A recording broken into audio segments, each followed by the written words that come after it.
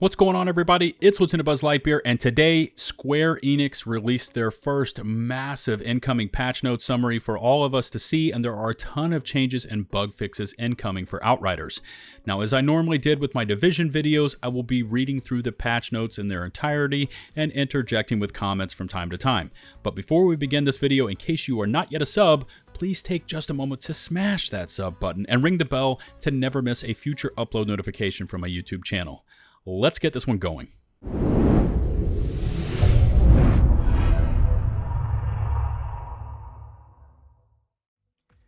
Okay, so we've got 8 pages of patch notes to review over, so there's a lot of changes and fixes incoming from Square Enix for Outriders.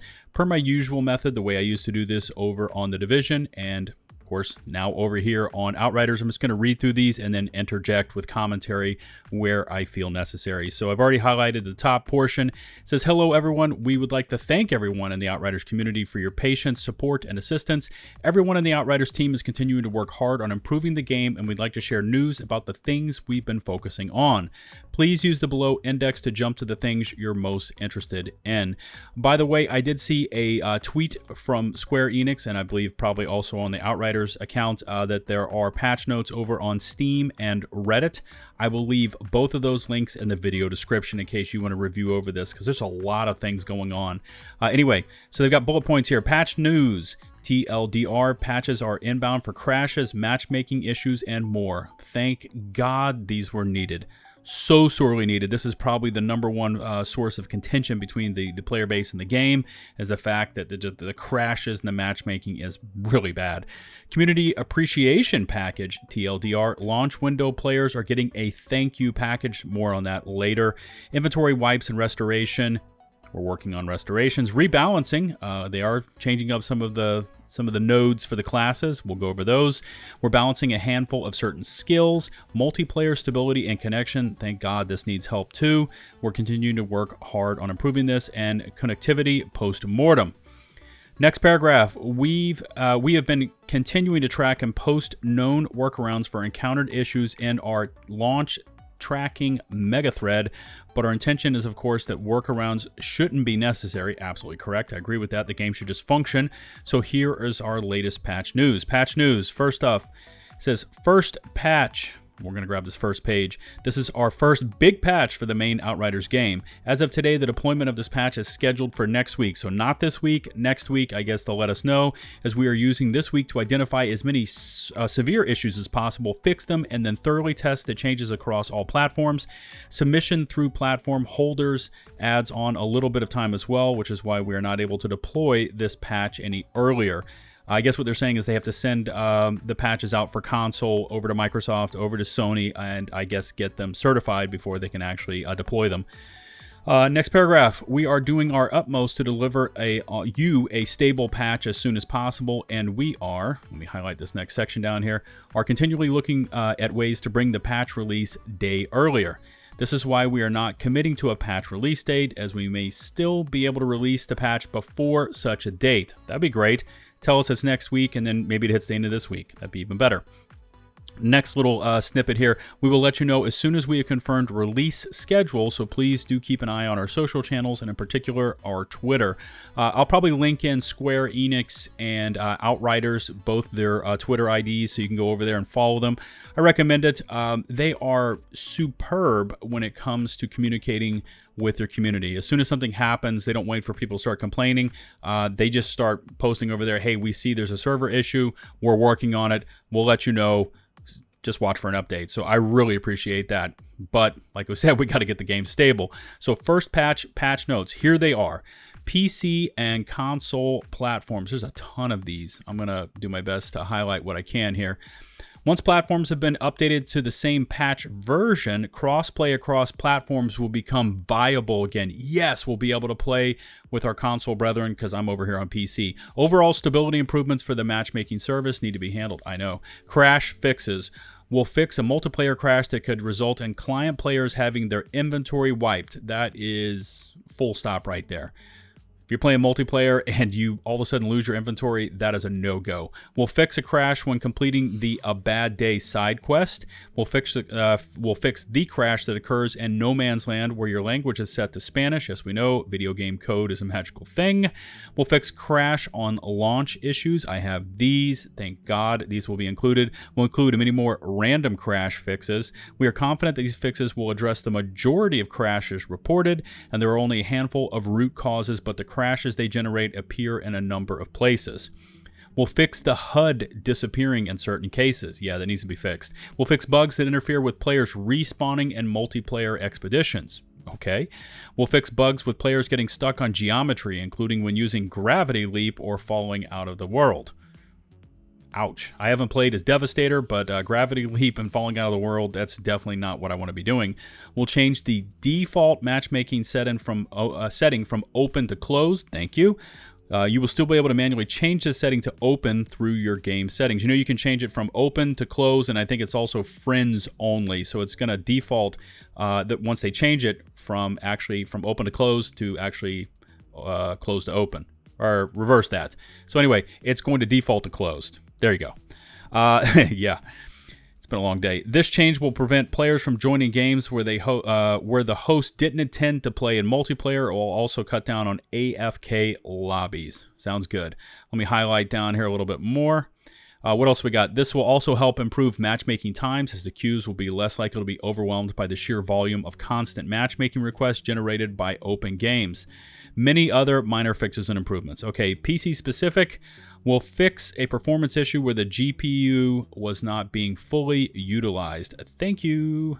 Yeah, because I have serious issues when I log in, even with my 1080 Ti's on my monster rig. That first cutscene where it's got the bird flying, and then you see the mountains in the background with the fire spider, and then those giant three-legged walkers. Anyway, my system chugs hard trying to get through that first scene. It's like 5 frames a second, 10 frames a second, which my rig can run the Division 2, which is a GPU hog. It should be able to handle this game. Additional fixes and changes are being worked upon to be delivered via our later follow-up patch link. Jump back to index. Okay, so here is the Outriders Community Appreciation Package. I guess they went out of their way because of the terrible state that the game actually launched in with all the crashes, that they're actually going to come out with an appreciation package. Okay. After working on Outriders for more than 5 years, we are disappointed as you that the launch weekend did not go as planned. We ran into connectivity issues, which we have explained in full here. And they have a link. Throughout all of this, we've really appreciated all your messages of support, encouragement, and they helped us power through and improve the situation. We would like to thank each and every one of you. Beyond just saying it, however, we would like to confirm that we are working on a small appreciation package for our launch window players. We are still working through the exact details of it, but our intentions are as follows. Here's the bullet points. All players who played between March 31st and April 11th UTC time zones are eligible. So it isn't just like the first day, April 1st. It's anywhere in there. That's a nice little open window. Any players outside the above window, but for whom we will have performed an automatic inventory wipe restoration are also eligible. Your highest level character will receive, check this out, a level appropriate legendary weapon. There you get a legendary in this. A level appropriate amount of titanium, which you need for in-game optimization. The emote Frustration, which is otherwise unobtained at this moment in time. The irony here was not intentional, but is fitting. So there you go. You're going to get a legendary, some undisclosed amount of titanium, and the emote Frustration, all as part of this. So if you played the game anywhere between March 31st and April 11th, or maybe you played it, but you had an automatic inventory wipe performed on your character and your inventory, you're all going to be eligible for that. This is, I guess, to be announced when it's going to be actually released. And it says down here, these are our intentions, but these details are subject to change based on what is technically feasible for us to do. We are still determining when the appreciation package will be delivered. So I wouldn't just sit there and just continually message them. I'm sure they're going to get to it. Like I said, their community team is numero uno when it comes to communication. So when they let you know, they let you know. It's one of those. Inventory wipes and restoration. Next part of this document here. We believe that the rate of this bug appearing should be greatly reduced once the upcoming patch has been published. With crash fixes in place, we intend to run a one-off mass restoration. Here are our intentions for this restoration. Bullet points. Restoration should take place on a specific day and should be a one-time event. The exact date is TBC, but we're hoping for this to occur in the coming weeks. We will update you when we have our confirmation of date and timings. We will only be able to restore the most valuable tiers of items lost, so like epics and legendaries. We will be unlikely to restore any inventory full of blue gear. Okay, I'm okay with that. As long as I get back like the most valuable stuff, that's fine by me. The restoration should be additive to your inventory. It should not replace your current inventory. So there you go. They're going to add those items into your inventory. It's not just going to fully wipe your inventory and replace them. Also, great news. I'm glad that they're like filling in these really small details here so we don't have to ask them. Restored items may not have the exact same stats as the lost items. Okay. Note the restoration will not be possible for items that were acquired but where the game connection was terminated before an autosave could complete, as those items would never have made it into your server inventory or our logs. Such suspended autosaving is noticeable when the yellow autosave icon stays active for a longer period of time. For any individual restorations that were missed or that occur in the future, we plan to equip our teams to help on an ad hoc basis. So if they see it in the future, what they're saying is they'll be able to jump in and hopefully fix it much faster. Please note that these are our intentions that we are providing here for transparency. Thank you. I love transparency. While we try our hardest to make things right, we unfortunately cannot make guarantees for the specifics of the above or the timeline of this, as we may run into technical difficulties that delay our work. Truthfully, right now, I think priority number one has to be the stability of the server and the crashes. Once they get that, we can start talking about wipe gear and, you know, thank you packages and, you know, I'm sorry packages and things like that. Get the servers, get the matchmaking stable, make it so that when we go into multiplayer, it doesn't feel like I'm playing an Atari game.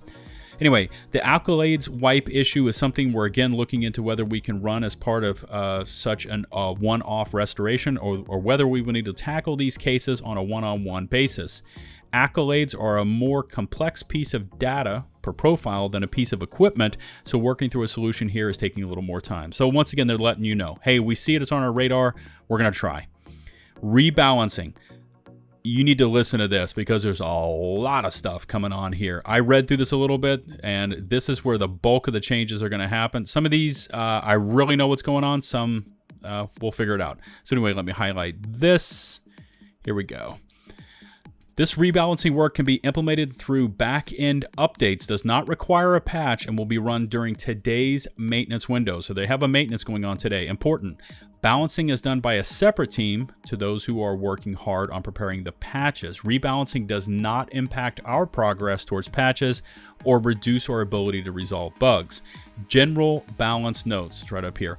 Historian, Bounty Hunt, and Monster Hunt Quest no longer grant legendary items for each subsequent completion. I know some of you are out there were running through that farm. You know, you would go out there and do the Monster Hunt. On Tier 1, you would play all of them. It was like 9 of them, I think, on Tier 1. And then the last one, you would bump it up to whatever your highest level of tier was. Maybe you were, you know, World Tier 15. Finish up that final hunt, then go over to the guy, turn it all in, and get a ton of awesome gear. It looks like they're patching that out of the game. Wah, wah, wah. While rewarding players for completing all the Historian, Bounty Hunt, and Monster Hunt Quest is still our intention, we did observe unintended results when players repeated this activity in combination with a specific multiplayer bug. With this rewards adjustment, we want to eliminate this exploit behavior while still making that quest line worth the effort. I agree. Players who took advantage of this exploit will not be punished. I love this. I love this, the fact that they handle all of these questions up front. This is the way that community involvement should be between the team and the player base. We're explaining everything up front. You're not going to be punished. We saw what you were doing. Shame on you. We're taking that away. Adjusted loot on specific enemies. Tuka Beast, Split Tooth, Sand Shifter, and Cold Claw. These particular beasts are being too generous considering the required effort to take them down. Okay, so Chem Plant, expedition time for gold, silver, and bronze adjusted to 650, 1150, and 1500 seconds. So previously it was 957, 1303, and 1650. Boomtown, expedition time for gold, silver, bronze adjusted to 390, 589, and 776. It was previously 422, 607, and 792. They're giving you seconds right there. So what they're doing is they're letting you know they're taking away, 32 seconds to get gold tier on Boomtown is essentially what they're doing. That's what they're letting you know. Some expeditions seem to be too generous in the required completion times when compared to others. We want to avoid such a disproportionate discrepancies as we believe making all expeditions viable leads to a more diverse and thus more interesting end game. Okay, so here comes some of the more changes. Crit rating damage multiplier on tactical assault rifle reduced to 165%, so they're taking it down 10%. It used to be 175%. Critical rating damage multiplier on marksman rifle reduced to 250. It was previously 300, so you're losing 50%. Marksman rifles where a 300% crit rate showed up to be dominating multiple crit builds. By making the modifier the same as for a bolt action rifle, we want to offer players more options when choosing what gun to use. Duration of the Massacre AP buff has been reduced to 3 seconds. This is a temporary measure until we have fixed an issue with the stacking cap. Okay, here is probably the biggest change. So everyone knows that you need to run around with whatever your special ammo type is for your class because that's pushing out the most damage. Just running around and popping off your skills is not doing the most damage. So what are players doing? They're using skills to augment their weapons damage output and then throwing on top their specialty ammo and absolutely blitzing through content. So it says bullet abilities, twisted rounds, blighted rounds, and volcanic rounds. So this affects everything except for the Devastator class. While we fully intended to provide the overpowered feel for the best builds out there, we are also committed to making sure there is build diversity in the top performing builds. Late in the demo cycle, we discovered a bug with regards to the bullet augmentation abilities damage calculation formula. While we fixed this bug, some unforeseen imbalances were unfortunately introduced, which has led to bullet-based abilities vastly outperforming other skills. I totally agree with this. The main problem with this is that such bullet-based builds require much less investment to make them top tier compared to other builds. To achieve this, we've made a couple of adjustments for the Trickster and Technomancer classes who benefit the most from their bullet abilities power. It's uncertain as to whether these changes will prove too strong or too weak, so please do consider this to be only the first step as we will continue monitoring and adjusting them in the future. Just like you, we hope to see more inspiring and crazy combinations of abilities and mods. Okay, so here they start to talk about them. So here we go. Twisted rounds on, I believe this is what, the Trickster? No, this is over on the Technomancer. The base cooldown of the Twisted Round skill has increased to 25 seconds, previously 16 seconds. So you're going up 9 more seconds on cooldown. While infinite uptime on bullet abilities was always our intention, it is intended to be high-risk, high-reward playstyle. However, given the current power of the skill, there is very little risk involved in this ability, given its short cooldown, even when players fail to trigger ammo replenishment. Increasing its cooldown in combination with adjusting its damage should increase that risk and make this playstyle as a more thrilling experience. Okay. Here we go. The Trickster is the first one up in here. Sorry, I just want to highlight it. The Trickster's Hero Tree nodes, Disruptive Firepower, Scion of Power, Outrider, Executioner have had their power reduced to 35%. It was previously 50%. So, once again, Disruptive Firepower, Scion of Power, and Outrider Executioner are losing 15% across the board.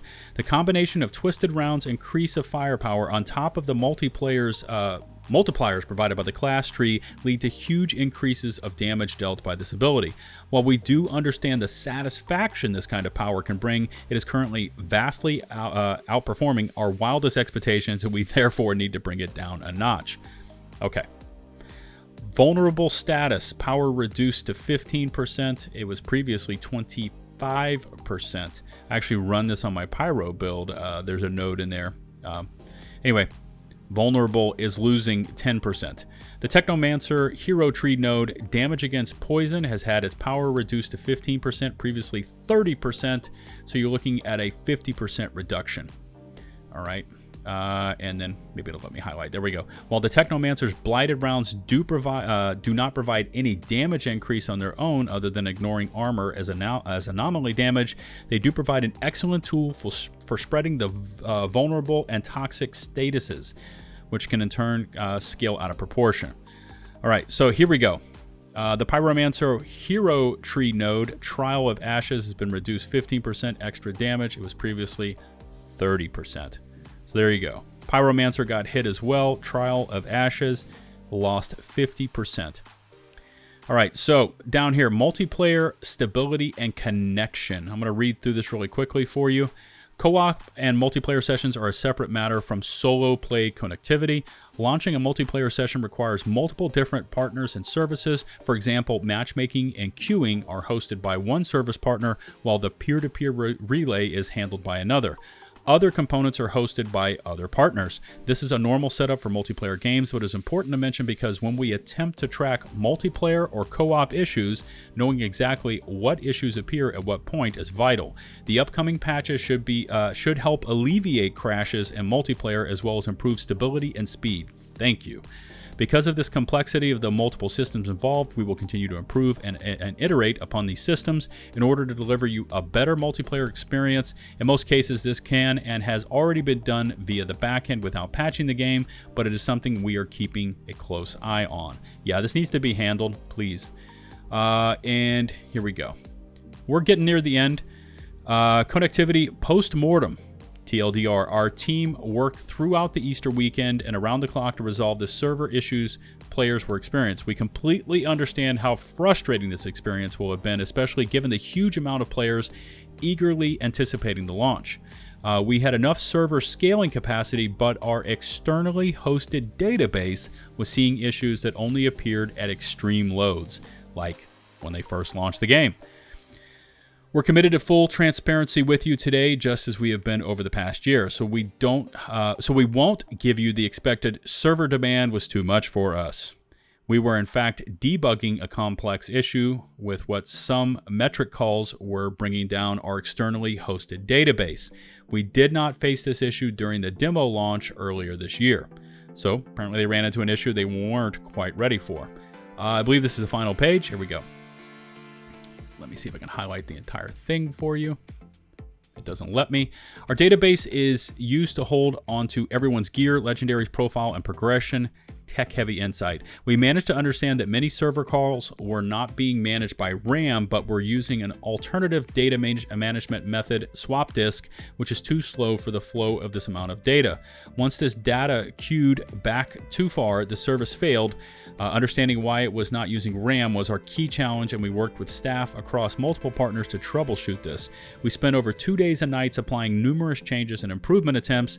We both doubled the database servers and vertically scaled them by approximately 50%, so scale up and scale out. We rebalanced user profiles and inventories to new servers. Subsequent to the scale up and scale out, we also increased disk IOPS on all servers by approximately 40%. We also increased the headroom on the database, multiplied the number of shards, not the anomalous kind, and continued to do all we were able to do in order to force data into RAM. Each of these steps helped us improve the resilience of the database when under extreme loads, but none of them were the fix we were looking for. At this moment in time, we are still waiting for a final root cause analysis, RCA, from our partners, but ultimately, what really helped resolve the overloading issue was configuring our database cache cleaning, which was being run every 60 seconds. At this frequency, the database cache cleaning operation demanded too many resources, which in turn led to the above-mentioned RAM issues and a snowball effect that resulted in the connectivity issues seen. We reconfigured the database cache cleanup operations to run more often with fewer resources, which in turn had the desired results of everything generally running at a very comfortable capacity. All of this has enabled the servers to recover and sustain significantly more concurrent user loads. So there you go, 8 pages of patch notes. There's a lot going on in here. There is some basic patch notes. There are patch notes for both PC and console. I mean, mentions of them. There's an Outriders community appreciation package coming if you played the game anywhere between March 31st and April 11th. So you got a legendary coming in there. They're talking about inventory wipes and restoration. I love that. General balance notes. They're talking about specific missions. They're talking about CT or challenge tiers, adjusting times downwards, because people were blitzing through them way too fast. Changing up some crit damage and crit multipliers. And then also really changing up the bullet abilities for twisted rounds, blighted rounds, and volcanic rounds. I just put out a video yesterday on an Assault Pyro build built around volcanic rounds. So they're going to change that up. They also changed up some of the nodes. Some of these nodes are really important. Vulnerable was cut by 10% from 25 to 15%. And then like Technomancer got hit, damage against poison. And then the build that I'm playing right now, Pyromancer, Trial of Ashes, was also hit by 50%. It went from 30 to 15%. They also talked about multiplayer stability and connection. And then they actually broke it on down for you. Kind of interesting. I haven't seen an actual dev team explain exactly what was going on with their servers. So a ton of information. Like I said, I'm going to leave a ton of links both in the video description and in the pinned comment in case you want to get to any of this. Highly recommend that you go follow them over on Twitter, both Square, Enix, and Outriders, and I'll leave the links to both the, the write-ups over on Steam and on Reddit. And that's going to wrap this one up. So we've got a ton of changes and bug fixes, including what looks like a lot of beefing up of the online infrastructure incoming. And then I really appreciated that whole breakdown as to what happened during launch week, which was badly needed. We needed some clarity. We needed some transparency. In case you haven't yet hit that sub button, you know what to do, and don't forget to ring the bell to receive all future upload notifications from my channel. If you could take the time to rate and or share the video, it would be greatly appreciated. Don't forget to follow me on Twitch for weekly streams, join my community Discord server, and of course, find me on Twitter posting on most things gaming related. Until the next one, this is LtBuzzLitebeer, signing off.